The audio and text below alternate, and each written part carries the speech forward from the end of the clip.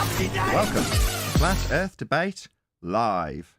I'm your host Nathan Oakley, and if you are new to this channel, or you've not done so already, then be sure to subscribe, hit the bell notification icon, and join button if you'd like to become a Nathan Oakley 1980 channel member and keep up to date with the Flat Earth Debate.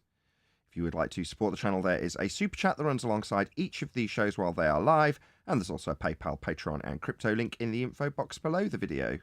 Most importantly, if you'd like to join the discussion, simply mute the page you are currently watching, then click the link in the info box below this video to join the panel and express your views on the nature of Earth. If you do join, please don't swear. If you do, you'll be ejected, and if you are, please don't try to rejoin the stream using sock accounts. You'll be warmly welcome back on the next stream. Please also share the show on social media. Sharing the show obviously increases the live audience, but this in turn increases the chances of a more diverse panel, so please share the show on Facebook and Twitter. Now we are joined by Refracted Curvature, 10th Man, Arwin, Chocolate Saying, the Adam Meekin, and a whole bunch of people in Discord, so welcome one and all. What a miracle. Thank God. Good morning. Hey. Good morning. Hey, Howdy, howdy. Yo.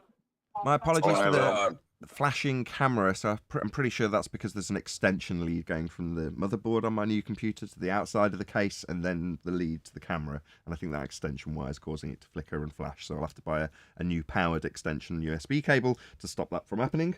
But other than that, new computer, it's working. Well, hey, really very pleased about that. It's been a stressful morning trying to get everything ironed out just to get the show running. There's loads of issues, but it's functionally great. It's working, which is all that matters, and I'm very pleased about that. So let's do a bit of housekeeping to celebrate. Any evidence of a physical geometric sphere-edge horizon, formerly known as the curve of the Earth? Nah.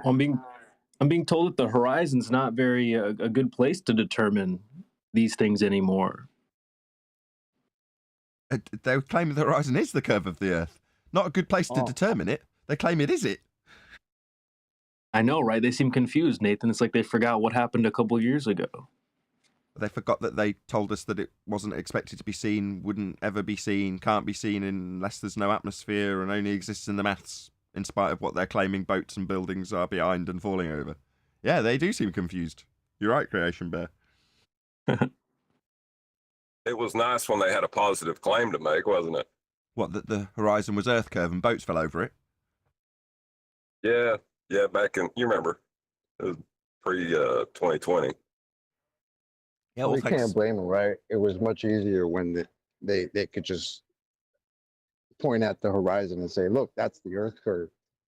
But now, apparently now there's a different horizon. There's an apparent one and one that we don't see.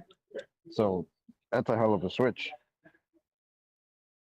So just before we move on with Even though- housekeeping, if you can from the chat, if you can just tell me if everyone's levels are roughly equal, because I can't monitor this at the moment. I will after the show's finished. But for now, everything's been reset, so hopefully it's not terribly uneven. And if one channel, i.e. if Discord, or not Discord, if Gilded or G Plus or me are louder than one or the other, can you just let me know from chat? Any evidence of axial rotation of the Earth-based variety?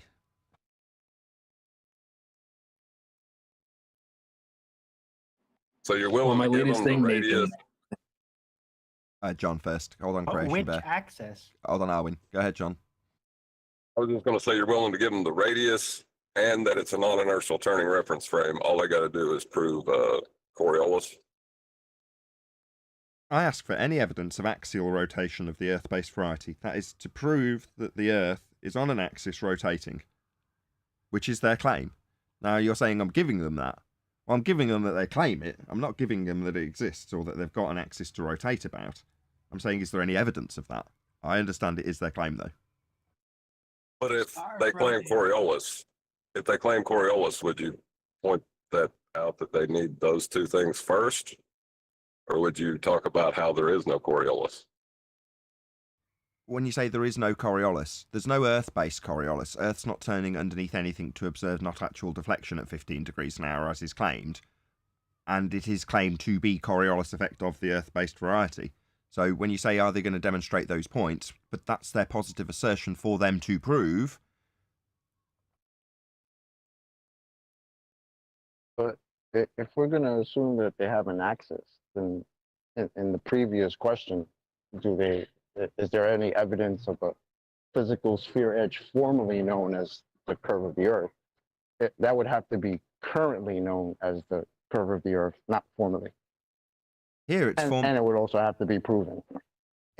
We say formally known as the curve of the Earth because when people come here and oppose us, or at least when we had Discord as a server rather than Gilded, they would come and say things like Creation Bear pointed out, in their confused rhetoric, they'd tell us that we wouldn't expect to see a geometric horizon. That's Earth curve.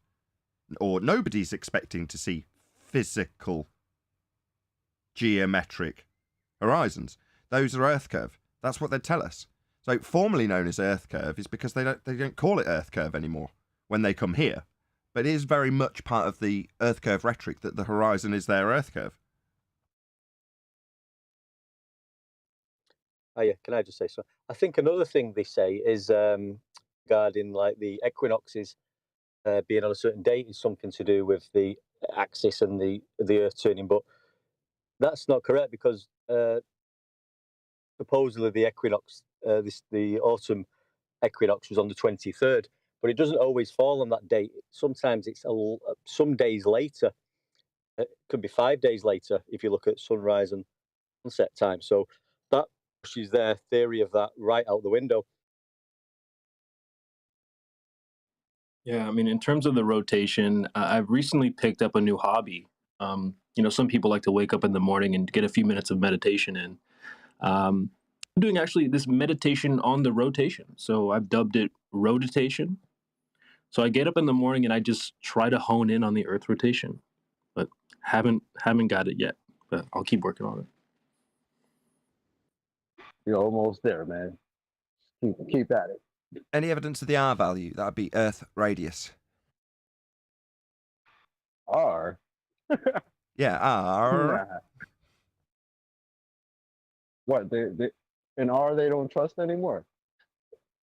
Would that be the same R that they told us is the radius of the Earth, the 3959 miles? But then when we said, hey, if the Earth is a sphere with a radius of 3959 miles, and then they would stop us and tell us that's a straw man. So which one are we talking about? The belief in radius in R you trust is obviously still viable. You can still trust in R. You just can't measure it or demonstrate it. And we've debunked it.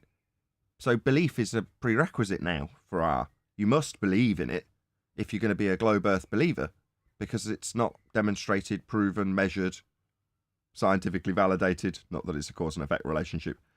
So, yeah, you require belief in R, but that just is an acknowledgement that it's a religion. Well, hold on a sec. It's not agree, disagree anymore, though. No, we've Belief is debunked agree, it. disagree. I agree, we've debunked it, but you can still believe in things that have been debunked. You can agree with things that are disagreeable? You can believe in things that have been demonstrated incorrect. You can still have faith in them. You can still believe in them. Doesn't mean they're real. They're definitely still shown to be incorrect. We've debunked R. So, like, if I believe in green is red, is that a belief? As a colorblind, red-green colorblind person, that's not a good example. I was just going to say that might not be the best. I know what you're driving at, though, without being pedantic. You're saying that if I prove to you that white isn't in fact black, are you entitled to still believe that white is in fact black after it's been shown not to be the case? Everyone's entitled to their beliefs. So I'm not going to tell anybody, no, you're not allowed to believe that. You can believe whatever you like. It's just when you present it to me as though it's evidence and I take it apart for an audience, then you can go away and carry on believing it, but no one else will. Well, they're entitled to as well, obviously. But what I'm saying, though, is if you take something... All the evidence of the R value will always lead you back to a flat baseline elevation angle. All instances. Yeah, it will. What I'm saying, though, is belief is an agree, disagree proposition. You either agree with it or disagree with it, right? Yeah, but the it doesn't have to be validated, but that may not be your point. Go on. Well, the it does not need to be validated, but if the it's proven false, it's not agree, disagree anymore. It's not a matter of belief. it's a matter of delusion at that point. Depending on your perspective, yes. From your perspective, when you look at somebody who's shown something demonstrably wrong and they go ahead and believe it anyway, then that's insanity. What else are you going to call it? What did you use? What was the word? Willing ignorance would be a good word. Delusional. It's just Delusion. delusional. Yeah, it's delusional. I agree. But that doesn't mean that they won't or can't or are not permitted or don't have permission to believe something shown to be demonstrably wrong. People are entitled to believe whatever they like, right or wrong.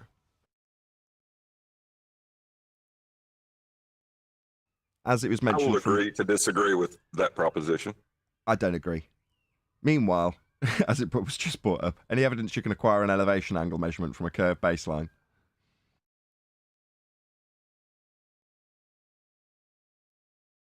How do you define an angle? Two straight lines meeting at a vertex. So if they said they agree to disagree with that, would that be an acceptable worldview? It's obviously going to become debatable when someone says, no, a curved line can meet a straight line at a vertex. In other words, they don't actually address the question and describe something that's technically accurate but isn't an angle. I mean, but that's just deceitful as opposed to believing in something shown to be demonstrably incorrect. Or have we moved on from that, John? I'm just picking on you. That's okay. We're all friends here. Any scientific evidence of gravity? Hang on. Oh, okay. More elevation yeah. angle. I'm surprised you very rarely got anything to say on this subject, Tenth. Not at all. I want to comment on John's point because I had to step out, take care of two grandkids there. So I just got back. What I'm picking up from John is we have conventions, and those conventions, everyone worldwide agrees on for the most part.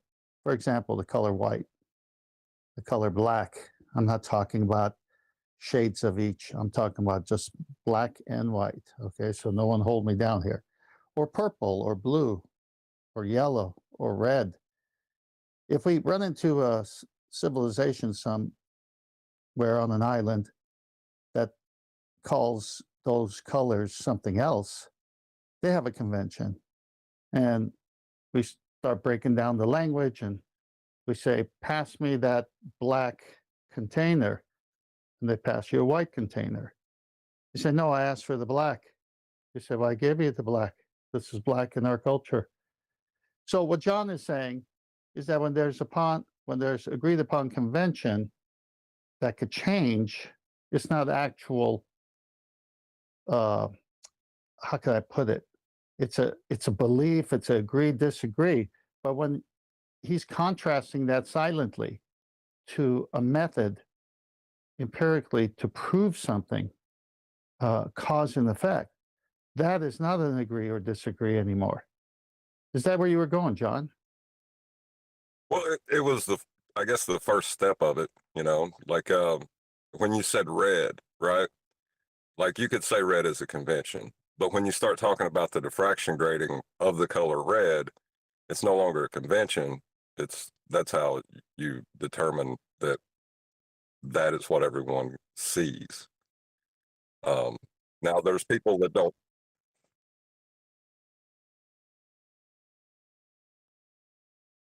Oh, we lost John.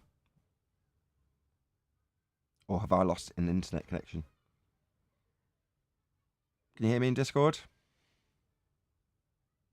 Yeah. Oh, it's just John. Now we find out who was listening up until that point to John. Me, I was distracted with other things, which is where I'm going to highlight that you lot weren't listening. I was listening. All right, well, you can carry on. Or I'll move on with a different housekeeping question, Neil. It's up to you. I don't think Guild can hear him. That's not what I'm assessing. We were talking to 10th about that elevation angle. Do you want am I okay to move on, 10th? Oh, isn't this wonderful? Any scientific evidence of gravity? Negative. What?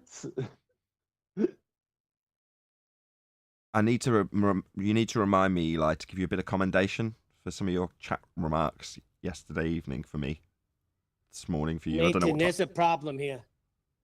there is. What? Time out. You what, Neil? Yeah, the way. I don't think No, John's you can't hearing hear you, 10. Nathan. You can't hear 10. I can't hear 10th. No. Or John. Oh, right. So they're talking, but I can't hear them. Oh, well, hopefully they'll drop and Right, rejoin. right. They'll have to drop and rejoin. Technical issues that are beyond you. me today. These aren't my fault. Anyway, we'll carry on with a bit of housekeeping. So, did we cover scientific Wait, evidence what of were you gravity? going to say to me? Are we going to get an answer, or what's going on? I have no idea. Okay, next question. Yeah, thank you, Neil. The other Neil, deGrasse Tyson. Much obliged. Any single viable I don't hypothesis? think Eli could hear you either. Hold on. Refracted, can you hear us? No.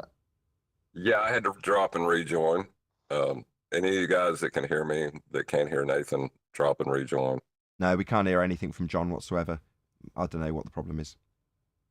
I'm only joking, John. We can hear you.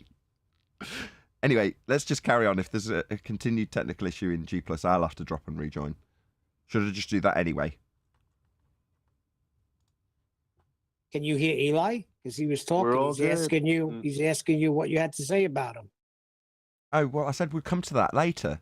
Can you not hear me, Eli? Yeah, be Yeah, I hear patient, you. Eli. Okay. Check 1, 2. Can you hear me now? Yes, we hear you. Everything's okay. I won't bother dropping and rejoining. Carry on. Carry on. Yes, Neil, indeed. can you hear Nathan? Everyone can hear everyone. Right. It's all good. What a computer. You know, Oh that's my what it's God. like when you talk to Globers, though. Like, they're just not hearing you. It's You're kind of right. the same effect. Yeah, pretend you're not hearing. I know you're not doing that. Anyway, let's move on. Any single viable hypothesis from any of the fields of astronomy, cosmology, or astrophysics? As we were talking about Neil deGrasse Tyson, or Neil deGrasse Tyson was talking to us about not having scientific evidence of gravity. Well, I was told that it's science. Just because you can't put something through the scientific method, it doesn't mean that it's not science. Everything is science when you're looking to increase knowledge or find things out. This is where we're at today. That's a definition of pseudoscience, though, Neil. That's what I'm saying. It's everything is pseudoscience today. So we're standing for science and we're getting attacked from every angle. No, be fair. The science, if they take it to mean knowledge, you can have knowledge about lots of things. The scientific method is totally different. It's a study of cause and effect. My goodness, not that So- difficult. Yeah, so you can't do that with the heavenly bodies. Correct. There's lots of things you can't do the scientific method with.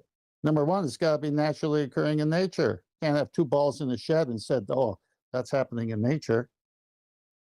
But they still think they're doing science. No, Well, but- they're misusing the term knowledge. Well, that's the thing, though. Like, when you term science to mean knowledge, I guess you're technically correct as the root of the word, but that's not, like science in today's world is things proven empirically through the scientific method. And that's what everyone expects from science, for it to be empirically true. Correct. Natural science. Natural science, you said, right? Yes, sir. But see, that's the thing, though. Like, when you say science, that's where everyone goes to, is that empirical method. It's proven. I don't This think is so, what is. John. Now, No, there's John's- people. John's got a point here because when you do, that's how they got away with everything, by hijacking that word. So John is correct.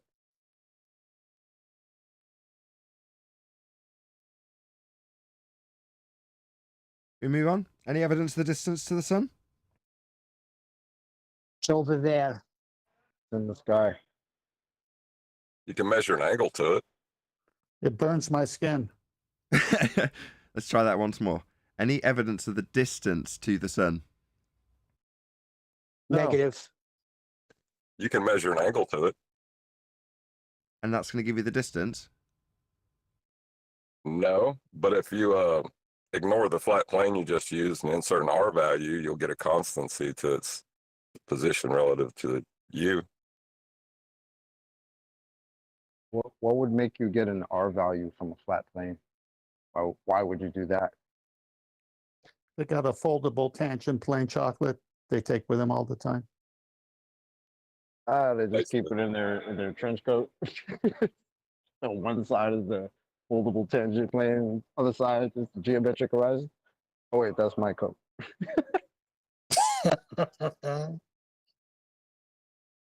Well, do you remember when ballers used to take oranges and cut the top off and make a flat plane on top of the orange? Yes. And then they would assert that the horizon is actually the geometric point of that orange. And they were just trying to say that if you made the sphere big enough, it would seem flat, and that your eye to that tangent point would, follow certain rules. But And in that everything would be. description, it's not to a tangent point. You're saying that they're drawing a chord line through the spherical surface, and with whatever radius value they determine, see Brian's logic video in terms of the baller's hijacking of the circle. But with whatever value they ascribe, they are literally slicing the top of the sphere off to give you that flat plane. But there's no tangent further to that. That is what they call a tangent plane. It's just inaccurate, because what their tangent plane is a flat horizontal with you stood at the top of the ball running parallel with the flat plane running through the equatorial line. Well, no, it's actually two contradictory positions. One is that the horizon's the tangent point, and the other is that at your feet is the tangent point. And you use both, but then you just turn it into a flat plane. Shout out to Unitox Femu, says, "Dear Gravity, thank you for keeping food on my table, or on the table. Amen." Thank you, Sasha. Do you think once the choir boy is done, do you think do you think they went to the orange because they needed to get some skin in the argument? Oh, good one. You know what's funny about that orange thing? You say ballers used to bring that up, right? Well, remember the thing I read out from the textbook of the kids textbook, the science textbook, where I was talking about Yep. yeah. This is what they say in one of the paragraphs. A globe, well, it's titled globes. A globe is a model of the planet Earth. Because it is round like the Earth, a globe shows the correct shape of Earth's continents and bodies of water. A map can't do that. A map is flat. It distorts or changes the real shape of the continents and bodies of water on it. Don't believe it? Try this. Take an orange, carefully remove the peel. Once you've removed all of it, lay the peel on a flat surface and smooth it out. Now look at the orange it covered. See how the flat peel, which is like a map, is a different shape than the orange itself? End of citation. But globes can't accurately portray the continents and bodies of water either. What globe? The one they just told you currently or previously in the other article that you'd never see? Because this is the same citation that said, look out your window, what do you see? If you look out your window, you will see land for a distance that is flat. Maybe you might see a hill or mountain. You could probably make your own map of what you see, but what you don't see is anything round like a globe. So how were globes invented? More than 2,000 years ago, the Greeks used observation, which is underlined, skills, and math to figure out the shape and size of our planet. They invented globes, but it took hundreds more years before most people believed the Earth was round. Well, there you go, chocolate. I told you, orange is the new black. I don't know, Tim. It's such Sounds a like they got fruity caught with a argument. bloody glove instead. Repeat that in Gilded. Oh, I was just gonna make a joke about OJ's bloody glove.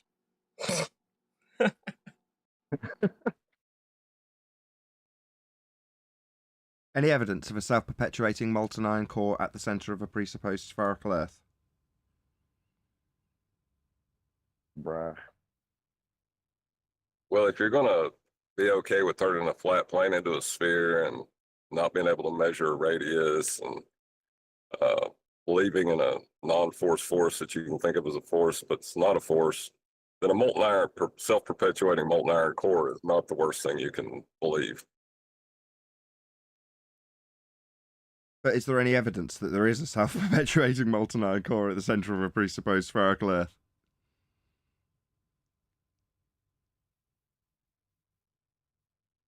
It would be They cool seem to if it be wasn't, swapping that because- story out for an update here soon.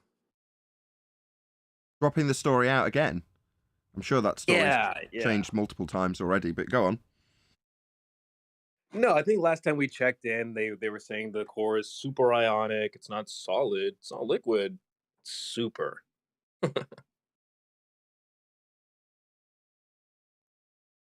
Right, it has the appearance of being fluid, but it's actually super ionic, where it's just energized because of the valence electrons are in disarray.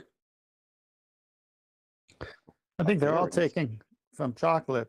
Chocolate coined the phrase super GP. Now they're putting super in front of everything. Funny, man. Super and magic. Just I put was gonna those say words that. in front of things. Super, magic, magic speeds. Yep. Any evidence that you But- can... Go on. I was gonna say, by the way, shout out to NASA that they're practicing their Armageddon again. Apparently, everybody knows Armageddon. Yeah, the movie. Are they They're going off to a practicing that rock? again. Oh, wow. The big lies of flying out to rocks in sky vacuums that are coming to get us. It's the Armageddon plot. Yeah. They're practicing their planetary defense. So they're gonna try to send something out to hit some asteroid, and make sure that works out. So next time we're in trouble, NASA got our back. Thanks, NASA. You know, they talk Hey, about... 58 million. I was just about to say, you know, they talk about pumping money into a black hole. Well, the sky vacuum is like the biggest black hole you could pump money into, isn't it? It's like, well, if we don't take steps now to prevent geological disaster, the ground in Narnia will collapse, killing everyone in Narnia. So we better pump an absolute fortune into terraforming Narnia, because, that's necessary for the benefit of the Narnia people. So let's pump 50 billion into it. 58 million a first- day. 58 million a They day. got to be doing something, right? Because now, apparently, because of this hurricane, which we were gracefully told that 100% moved straight, thanks to Kosho. That's apparently on its way to the east coast of the United States. So they've had to take their Artemis rocket and put it away because that's precious and they can't let that get destroyed because that's supposed to be on its way to the moon. So they put that away. And then when I turn on like some news this morning, I hear about, we're practicing our Armageddon again. So I was like, oh, isn't that cute? NASA's staying busy for us. Thanks. That's just like gym class. You normally play outdoors, then when it's raining, you go in the gym and play dodgeball. Yep, game off. I just want to make a quick audio note to myself as we're halfway through the live show. Thank you very much, everyone. There's over 100 people watching, which is fantastic. I'm going to turn the gain up. So typically in OBS, I have the gain maybe a couple of dB or a dB and a half below the maximum. And that was in the vain hope that it would stop the distortion that I've been chasing around. Now I've got a new computer, I'm going to turn it up. So this is the halfway point, half an hour into the show, just for my own reference. It's now getting turned up. So if you want to knock your volume down a couple of notches.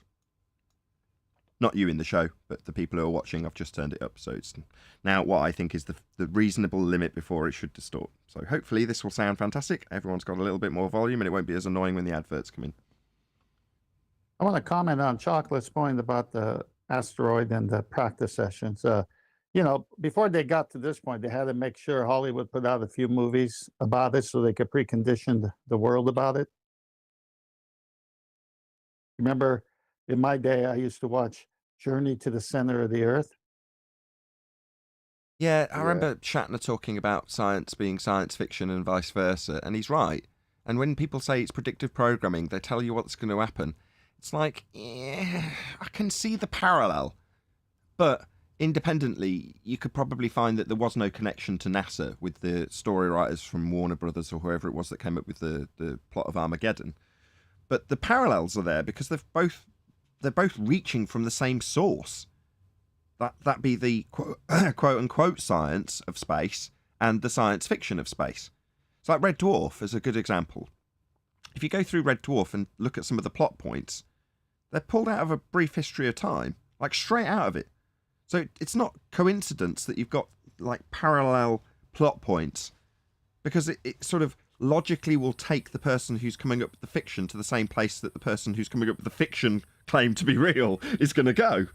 And maybe they've taken inspiration from Armageddon in that regard. You know, the two are feeding off each other because they both come from the same fictional place.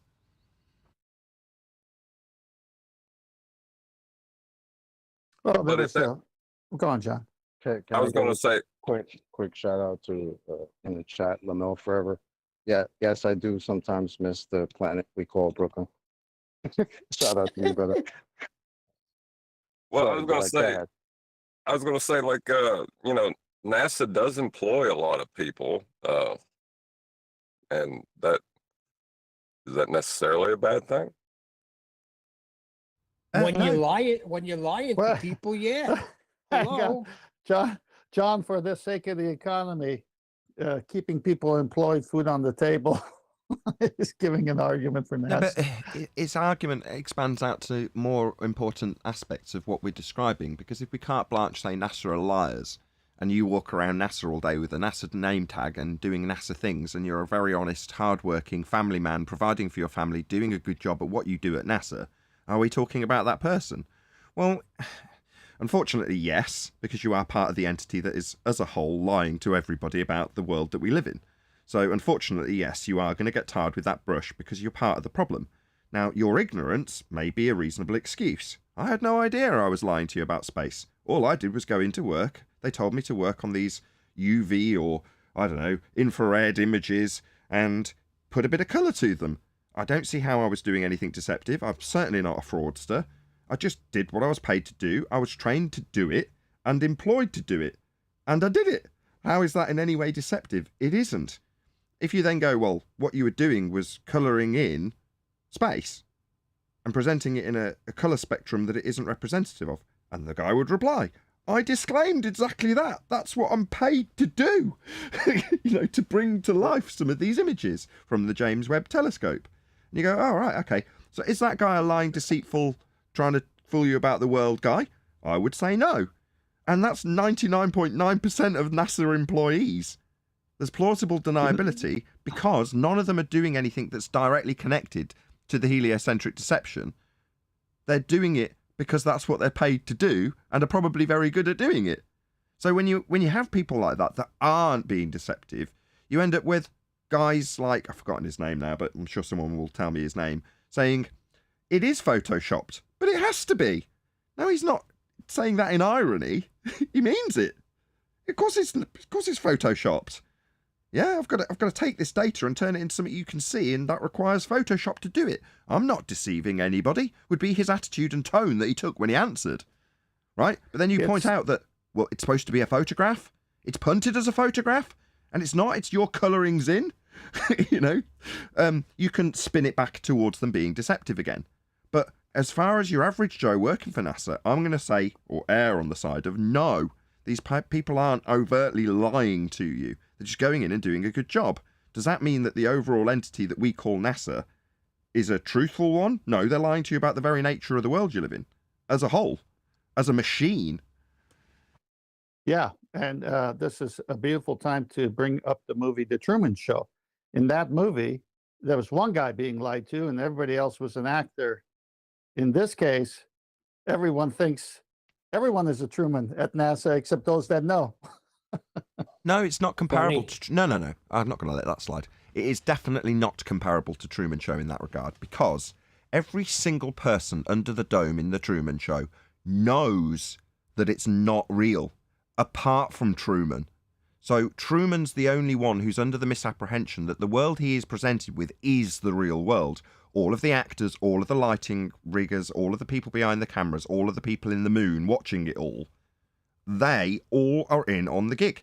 Now, NASA, by comparison, I would say almost nobody is in on the gig. They all genuinely go into work in the morning without a second thought for whether or not the space that they're painting is real or not. They That's not know what Ted was instinctually saying. that it is. That's what I just said. I just said what you said. No, okay, I didn't hear it that way, but fair enough. Yeah, it's backwards because most of NASA people are really Jim Carrey and Truman. They think it's real. They think it's happening. Well, okay. Well, now that we've established that 99.9% of these people aren't liars, are we justifiable in destroying their livelihood? They're still Because- they're still liars. Yes, Exactly. yes. Who's the guy with There's the no first? way. Is it Mr. Ponzi? The namesake of the Ponzi scheme. Yes, Nathan, it is Mr. Ponzi. Okay, well, Mr. Ponzi in his original Ponzi scheme, if he's got all sorts of people involved in that, are they all just, oh, well, they didn't know? No, it's still a Ponzi scheme that you're selling to somebody. Is that Bernie Madoff? Bernie Yeah, Madoff. Bernie Madoff, and Typically- everybody Bernie knows money. Madoff. There you go. Bernie Madoff. He's a perfect example. You can't just say, well, People people were too typically know. ignorant, so therefore not in any way responsible. It's like, no, everybody that went around flogging this stuff was just equally as responsible. Yeah, but in that case, the name gave it away. Bernie Madoff. So He everyone, made off with hold on. everybody's money. did everyone get prosecuted, or did he? Just him. So not everyone was responsible then. But you're asking a different What? question. You're What? saying, no, and that's not what I'm implying. Would it be reasonable to allow them to carry on the Ponzi scheme? No, it wouldn't be reasonable No. because people were losing money, lots of money. But is it reasonable by comparison? If you say, well, is it reasonable that you take away a livelihood of somebody in a fraudulent, deceptive industry when they're exposed as being fraudulent and deceptive? Is it reasonable that as a consequence of somebody building up and employing people within a fraudulent, lying company, that they lose their jobs? It's unfortunate. I just wanted to make the distinction. I think they should all lose their jobs. I'm sorry. I don't think anybody should ever have to lose their jobs over something like this. And if I was an employee and I did lose my job at NASA as a result of the exposure of them being complete frauds and charlatans and lying to you about your world, I would be furious with my employer if I was that man. I wouldn't be infuriated by the person who exposed the lies that I was under when I was an employee of that company, if indeed I lost my job as a result. Well, I was just saying that those people deserve sympathy as well. They do. Because Yes. Sorry. They deserve sympathy, but they also need to do something about it, seeing as that they were the closest to it. But if Correct. they Who's believe that? it, hold on. No, they believe it, or they wouldn't be doing it. I mean, well, hold on. More than likely, We're talking about They're if they ignorant were, of it. if they knew that it. Yeah, but we're talking about if they knew that, like, you know, with the example we have now, like, if it's a scheme, do you keep up the scheme? So we're talking about people who are keeping up the scheme. Right, the astronauts. But- So there's only a few handfuls of people that fit into the category of, no, these people knew they were lying. Astronauts are one of them. So what about astrophysicists? Them too. What about that wakey No. guy that went to that girl?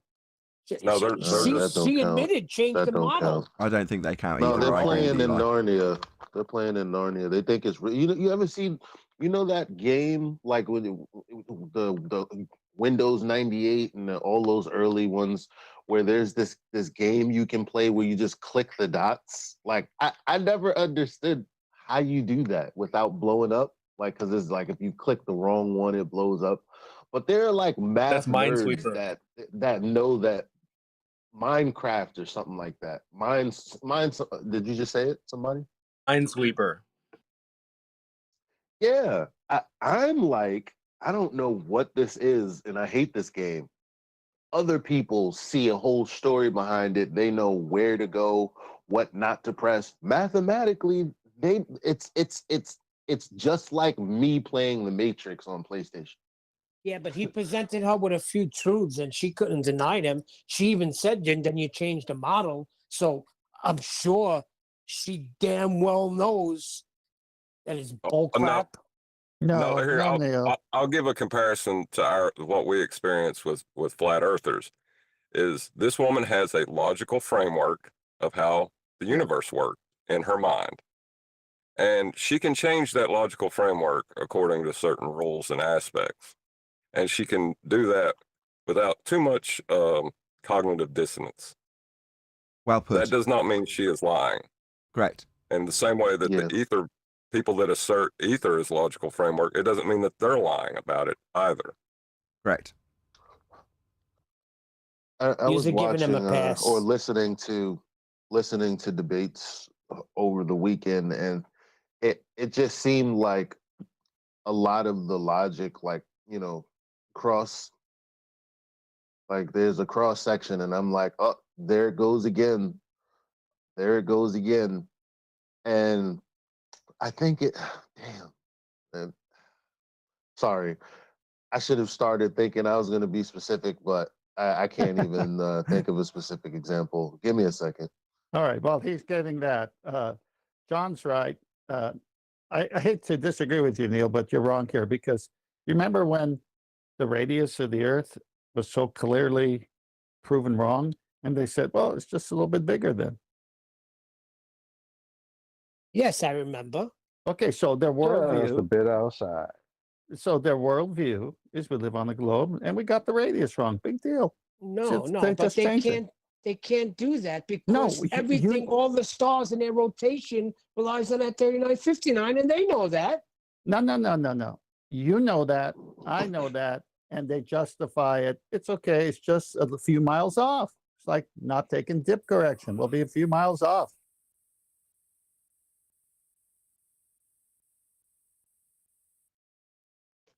Where's Brian when you need him? He would agree with me. You must do it to get the right angle, come in obtuse, right? And so the whole point is that when you take one step out of it, the thing doesn't work right. But they okay if it doesn't work right. They're learning, but we do live on a globe. It's like Andrew Thomas Young saying all the refraction calculations came off of a flat plane, but the Earth isn't flat! Exclamation point. You see, they're stuck. It has to be a globe, even if they're wrong. Just change the model, man. Yeah. They're all a Because- bunch of bloody liars. I don't care what you say. They know. That was the No. distinction that I was going to No, elaborate on from. It's hard. Just one sec. I was just going to elaborate on that from John's point, which is say with the example from the astrophysicist that Wakey Wakey interviewed, when you describe her as saying she can disconnect cognitively from the world she thinks is being represented by the logical framework. So while the logical framework may adjust, in her heart of hearts, she's describing the world she lives in with the logical framework, which may adjust with time. So therefore, my description of how the world works might be slightly off, but ultimately my description overall is that the world is a sphere, we're flying around the sun, but that is the logical framework reified. There's just a disconnect between the description of the world we live in and the world we live in, and any inaccuracies in the description, well, they're easily rectified. Doesn't change the cognitive disconnect that is the reification of that logical framework, aka model, into existence, and the disconnect of I see this as the world and how I describe it might just be a bit wrong. well said. But it's not just strictly a globe earther problem. It's flat earthers do it as well. Hold on. I No, can no, accept it's this 7 it's an years everybody ago. problem. It's an everybody problem, and the reason is for exactly why I keep pointing out. It's actually the fallacious reasoning. Oh shit! Oh golly! Sorry, it's early, right? That's right, Oh Eli. snap! Golly gee! What? How profound? No, I mean is long. The thing is, people have been conditioned to accept flawed logic and problem solve using flawed logic. And we're just seeing extensions of that because they keep making the same kinds of mistakes regardless of the rhetoric, regardless of the story, regardless of what's happening. That's why we see it in politics. That's why we see a parallel between how the people on TV lie versus how people lie here. Because actually, their flawed reasoning is bringing them to that conclusion. It might be that they're not lying. Some of them like it gets to such an extent that there has to be so much cognitive pain that I, as a human being, can't believe that you don't feel the bells ringing off. But they still could be like really, really deceived. I don't know, because That's my what I'm family saying. members kind of sound like Xanax sometimes. I'm not gonna lie. Exactly my point. We've been at it for 7 years, some people longer. The word has gone out there. I'm sorry. But I'm not Yeah, going to but accuse it's not. Elijah's family of being liars. I'm not No, going to do that. That's look, ridiculous.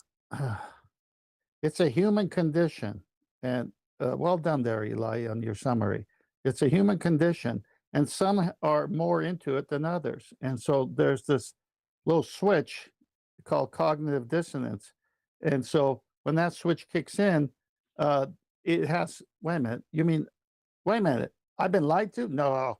Okay, so this human condition prevents them from that logical framework that will show truth, and they just adjust it. They keep adjusting it and adjusting it. Now, why is Neil here? Why is Eli here? Why is John here? For some reason, by the grace of God, we said, wait a minute, there's something here. Maybe I've been lied to. We didn't fight it. We decided to search for truth. So the whole point is, it's not everybody, it's individually, but as a mass, as Eli said, the politicians do it, even sports figures do it. You know, they take drugs and steroids they're not supposed to, and then they talk around it to get away from the penalty of it. I mean, hey, logical framework. The guy was, 189 pounds and 6'2", and now look at him, he's a beast. All that happened in 6 months. How does that happen? It's like you have to deny. I see what Right. you're saying, because the TV, that don't help either. Because the other day it was new pictures of Saturn, and they're watching a football game. The guy's like, this guy's got a lower center of gravity, so he's hard to tackle. I mean, the words that they just throw out there and the images that they throw out there, they keep reifying this nonsense, and the world has accepted it. I guess you're right. It's sad because look, the center of gravity is an actual thing. It's actually an actual thing. Like the problem is they keep hijacking effects that happen in reality and calling it something else.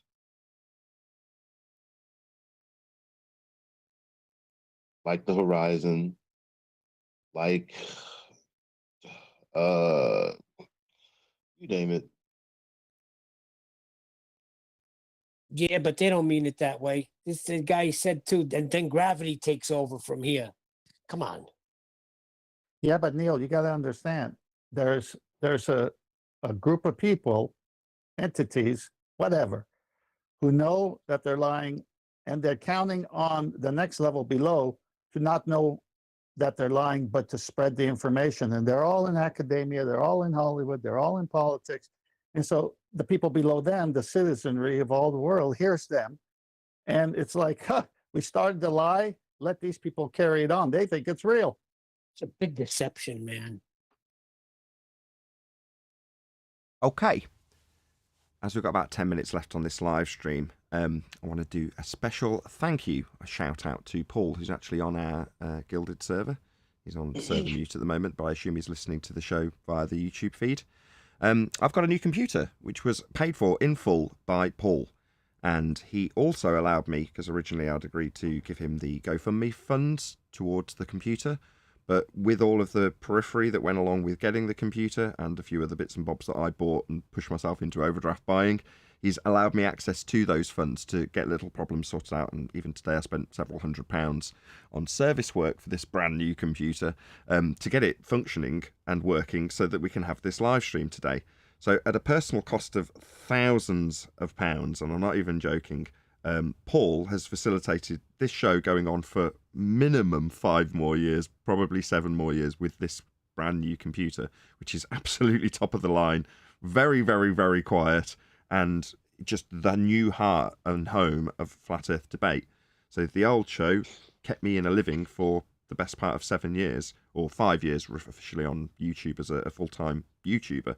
But that obviously is very good value for money out of the old computer, which was also top of the line when I bought it, as is this one. But I could have never have afforded to have done it, even with the contributions from people on GoFundMe. It would have been far more modest in terms of what I ended up with. So I've ended up with an absolutely glorious top of the line PC, which extends the longevity of it for the show for a considerable period of time. And I want to extend my personal thanks, not only to the people who initially contributed via GoFundMe, which, to be perfectly ruthless, has all been chewed up in wires, monitors, service work, and various other stuff that I've spent money on along the way, but mostly to Paul, who has, like I say, out of his own pocket, put thousands of pounds into getting Flat Earth Debate the best possible computer to run the show with. So if you can hear me, Paul, I know you're on server mute at the server definite at the moment. Thank you from the bottom of my heart. Not only that, he put up with me moaning about the process of changing a computer, which is true for anybody. But all the stress and tears and anguish and general fuss that goes with swapping a complete system out, which is what I've managed to do thanks to Paul's and the GoFundMe supporters' help. He's put up with me moaning and running around to service people. He's even been chasing up the people who manufactured it and the person I got it serviced with. He's been basically an angel, like an angel sent from heaven to help Flat Earth Debate. So my personal thanks to you, Paul. Thank you so much. And I'm sure that is echoed by all of the people on the panel. Here, Paul. Thanks, Well done. Nice one, Yeah, Paul. and the poor guy was beating himself up Friday, saying he could have picked a better computer guy. Paul, you are ace. And how long do you know this guy, Nathan? I don't. 10 I've never met years? Paul. I've known him for the duration of the time dealing with this computer only. And since then, obviously, we've become more friendly and shared various different information about other subjects, because he's come from a completely different subject line into this recently, into Flat Earth, that is, or in the last 6 months, say. So yeah, to me, and I don't mean this in an offensive way, he's a total stranger. He's a fan of the show who wanted to help when I did a GoFundMe for a computer, and I said, I want you to have this fantastic computer. I have ordered it for you. I'd like to say it just arrived and everything went as it is supposed to. It didn't. I'll probably get into that in a different show, maybe in tomorrow's pre-show. I'll go through the fuss and faff because I don't necessarily want to badmouth the people who built it. There was some positive things to say about them, but mostly negative stuff to say about Inside Tech, the guys that built it. So, your old mother's adage, if you haven't got anything nice to say, don't necessarily say anything. But competitors of theirs helped more than they did. Let's put it that way. So yeah, it's one of those. But aside from that, the machine itself is what it is. It's a fantastic machine, and I am over the moon that it's now stress-free, because this was the last point of stress with 5 minutes left of the live show, and it's functioned in its entirety without any glitches. I don't know if the sound's good. Hopefully it's not crackling and distorting every so often like it was. But this is a functioning show again, and there was a period where I was despairing. I was like, I'm watching my career go, because I had no computer at one stage. The old one had been taken to pieces. The hard drive had been put in the new one. Therefore, as far as the show's concerned, the old black box is just a piece of junk. It can't function. And the new black box is not up and running yet. So I'm like, oh no, my living. But, and as I say, Paul put up with the crap. The same Flatsoid will relate, but from a slightly different perspective, because I gave him endless crap about the computer he was buying. I'm the most pain in the ass person to deal with when it comes to stuff like this. I am a total pain in the ass, and I know I am. I'm very demanding. I'm very awkward. I'm not very sympathetic. But, Paul had to deal with that from the reverse side, from me. And he's the guy who's being generous. He should be the last person to deal with that, but he did. So, I'm just reiterating what I'm saying because I'm so grateful. But anyway. So it took a fan of the show to give you a computer with no fans. Indeed, it has got Well, fans. first of all, It has got fans. thank It's got you 4 fans in from it. the whole FED panel as well. Yes, thank you. Exactly. And the audience, I'm sure the audience are grateful. There's enough messages I got from people like, oh no, there was even a Skype group set up saying it sucks that there's no show. So, you know, people are gutted when the show doesn't run. You know, there's over You're right nearly about 120 that. people watching. There's people who want to be here watching this live show. And the fact that I had an aging computer that had a spill on it and then was repaired but with less memory and then suddenly couldn't cope with the show. And then, again, part of the burning through the GoFundMe money was me getting excited and buying a new monitor before the computer arrived, which just stressed the old computer more. It made it worse. Well, now, with the new monitor and with the new computer and with everything cabled up correctly, with the exception of the camera, which I'll just sort out. That's something else. That's not a big concern, me having a flashing camera. But, you know, with the exception of the camera, it's working. The show's back up, and this is glitch-free. This has been the smoothest the show has ever run. Hello, QE, by the way. Before you Shut up. round the show out, I might go a bit further now QE's come, actually. I might keep this live show going. talk technics while he's there. There were just, if I could just, you know, last week I showed a bit of Taboo Conspiracies video at the Mount Canago. Well, he's done another one this week, and I just, before the show round out, just for everyone, if they could go and watch it, I've put it in Master Beer, guys. If someone could stick it in the main chat. 10th, you should find this very interesting, and it's to do with magnetic declination. And there's a guy he's been on Globebusters in the past, but there's a guy that's done the job, sailed around the 60s in the world yacht race, and he's claiming there is no magnetic declination. And this is something that has always been in my noggin. What is magnetic declination? I think we argued about compasses the other week. But he's claiming the whole purpose of magnetic declination is just to curve and stretch those southern sea routes. So it feels like you're curving and arcing more. And it's a good half-hour presentation, but I'd recommend it for anyone to look at. And I think it's something that's worth a chat later in the week, guys, because it's a very interesting approach to what declination is and why it was put in. Yeah, I watched that, Adam. Yeah, it was very interesting. Yeah. I've put a link he was to just it. stressing the point. So if you're in the chat, really good. If you're in the chat now, it's just gone in as a link. So Taboo Conspiracy Channel's video, if you're just listening to this audio only. No magnetic declination on the flat earth is the name of the video. And the channel is Taboo Conspiracy. It was formerly Taboo Conspiracy 3 because it's the third iteration of this channel, hence the I under the logo. But it's just renamed as Taboo Conspiracy now. Did I get a hello from QE? Hello. That's not as enthusiastic as I was possibly hoping. I just Because he was up all night Good streaming. morning. Get some breakfast. Yeah, I think that will be my cue to round out this live show, so it won't unfortunately continue. I might start another live show, so look out. There might be another live show that starts after this one if QE peps up a little bit. But with that, I'm going to say first and foremost a huge, massive, enormous thank you to both Discord and G Plus panels for making today's live show possible, and of course a massive thank you to all of you in either Nathan Oakley 1980 live stream or Nathan Oakley premiering streams after the fact for liking, commenting, sharing, subscribing, joining as a Nathan Oakley 1980 channel member, and all that good stuff. Stay tuned if you're watching on an after show. I've been Nathan Oakley, and I will see you all in the next video.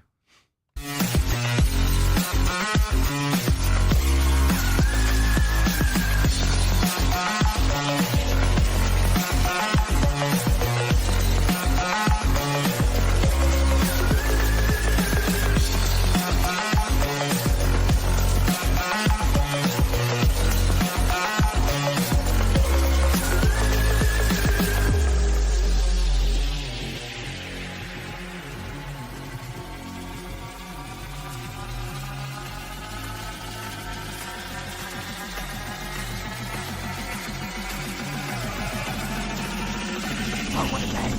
What a lovely day!